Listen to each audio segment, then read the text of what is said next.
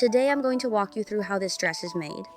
You can tell from the photos alone this dress is no joke, but even I didn't expect it to be this complicated.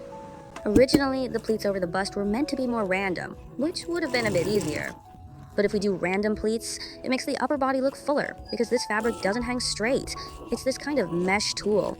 It kind of puffs up so it makes you look bigger. So we decided to press the pleats row by row and flatten them down. That way, the top half won't look bulky. This was the process when I made the first sample. We switched to flattened pleats at the last minute, so now I have to press them by hand. After all the tweaking and fixing, it actually looks pretty decent. At the time I was thinking, once we go into production and the machine does the pressing, this will be easy, way less of a headache. Then today I started the second sample using the pattern board, and I about lost my mind. From this point on, all this mesh has already been pressed. Now that we're making the second sample, even if the pleats are pressed properly, we still have to secure both sides. If we don't fix them in place, they just shift all over the place, and then it's a nightmare to sew. So first we secure it, and then we cut it. After it's secured, we use the pattern board to cut out this shape. Then press this line into shape. I just asked the pattern maker if there was any more efficient way to do this. He said these two lines don't need to be pressed, just lay them flat and secure them. So basically, that just saves us 2 lines. That's it. And then he said, with this kind of pleating, that's just how it is. Yep, this is the deal. If we fuse the interfacing first, the sewing process does go a bit more smoothly.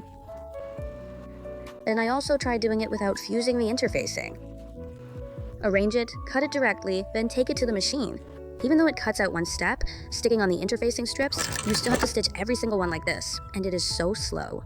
First, join this mesh with 1 layer of lining, then add another layer of lining. That way, we can get the bust pad sitting inside perfectly.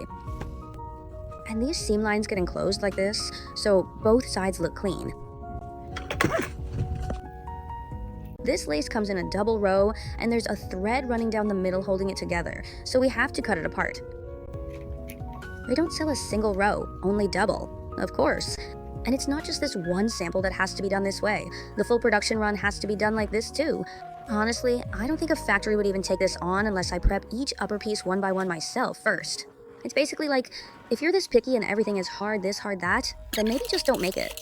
We made the upper part according to the pattern, and at this stage, we found a problem. Actually, more than one. First, these pressed pleats were 1 centimeter wide, but they should have been 6 millimeters. Second, they can't be pressed in a simple row one after another, because when you get to the bust area, this is what happens. It turns into this single layer here, and then it looks kind of flimsy, not like the original effect at all. So when we make it, the pleats have to overlap like this, fold one over, then another over that. In other words, they're not laid out side by side in one row, they need to overlap each other. Then when they open up, the effect should be just right.